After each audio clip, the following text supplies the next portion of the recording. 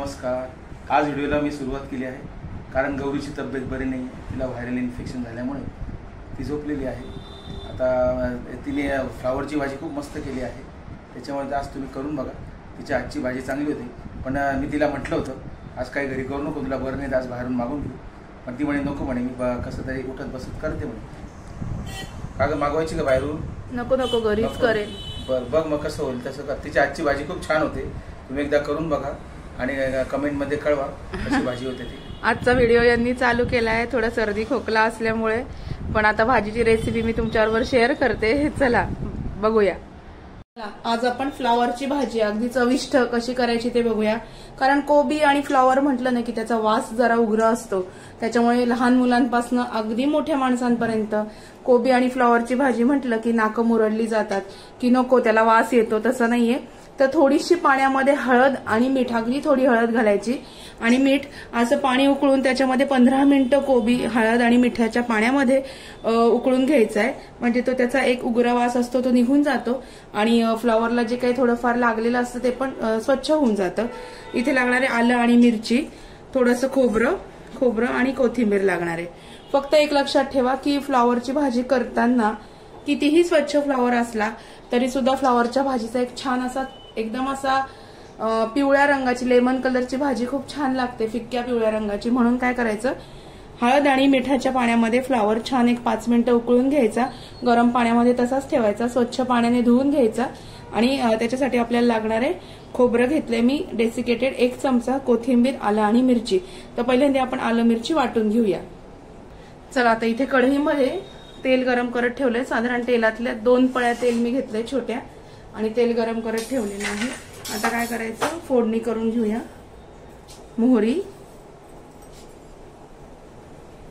मोहरी चांगली तडतडली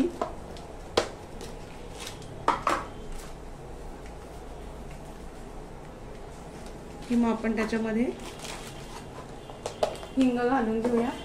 नॉर्मल फोडणी करायची आपल्याला.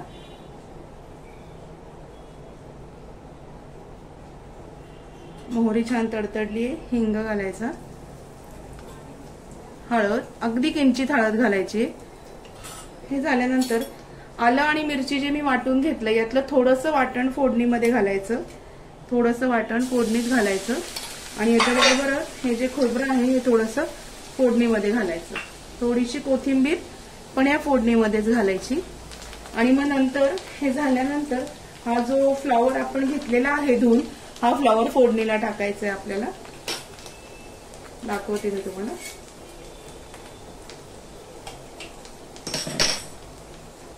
आता जो फ्लॉवर आहे तो आपण आता फोडणीच घालूया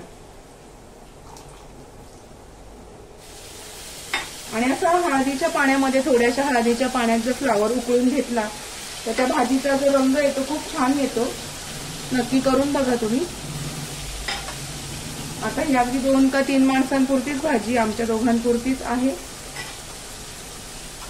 आणि मुलं शाळेत गेल्यामुळे आम्ही 2घच जण असतो. घरी आल्यावर मुलांचं काही जेवायचं म्हणजे फिक्स नसतं, वेगळं काहीतरी लागतं. त्याच्यामुळं हा सगळा फ्लॉवर मी याच्यात टाकून घेते. सगळा फ्लॉवर मी याच्यामध्ये टाकून घेतलेला आहे आणि आता हे छान हलवून घ्यायचं. भाजीला रंग बघा किती सुरेख येतो. हळद आणि मिठाच्या पाण्यात फ्लॉवर उकडल्यानंतर ती जी नंतर आपण जी हळद घालतो फोडणीमध्ये ती अगदी थोडीशी घालायची. काही मिरची आणि आल्याचं वाटण मी फोडणीत घातलं होतं, थोडं आलं आणि मिरचीचं वाटण आपण वरतून लावूया भाजीला. थोडीशी कोथिंबीर. आलं मिरची घातल्यानंतर वेगळं तिखट आणि मसाला घालायची गरज नसते. ही एकदम सोपी, अगदी सोप्यातल्या सोपी रेसिपी आहे. अगदी सगळ्यांना आवडेल, अगदी लहान मुलांपासून ते अगदी मोठ्या माणसांपर्यंत सगळ्यांना आवडेल अशी ही भाजी तुम्ही नक्की करून बघा. कारण मोस्टली फ्लॉवर आणि कोबी म्हटलं की असं वाटतं की एवढा उग्र वास येतो, नको बाबा असं होतं. आणि हे जे खोबरं आहे हे थोडंसं इथून लावून द्यायचं वरती, भाजीला वरून लावायचं. हे बघा. आता याच्यात थोडंसं पाणी सुटलंय, तर हे पाणी थोडंसं यातलं जे मॉइश्चर आहे हे आटल्यानंतर मग आपण पहिली वाफ आली की मग मीठ घालूया. आताच जर मीठ आपण घातलं तर मग काय होईल, अजून जास्त पाणी सुटेल. म्हणून आता लगेच मीठ घालायचं नाही. आता आपण याच्यावर झाकण ठेवून देऊ. ह्या भाजीवर मी आता झाकण ठेवते. छान मस्तपैकी 5 ते 10 मिनिटांमध्ये भाजीला छान वाफ येईल. आणि फ्लॉवर एकदम कोवळा होता, छान होता. फ्लॉवर घेताना अगदी छोटे छोटे गड्डे फ्लॉवरचे घ्यायचे. खूप मोठे गड्डे जर घेतले तर ते हायब्रिड असतात आणि शिजायला वेळ लागतो. म्हणून आता 10 मिनिटांसाठी गॅस आपण चालू ठेवूया बारीक गॅसवरती. छान ह्या भाजीला वाफ काढून घेऊया. म्हणून हे झाकण मी या भाजीवर ठेवलेले.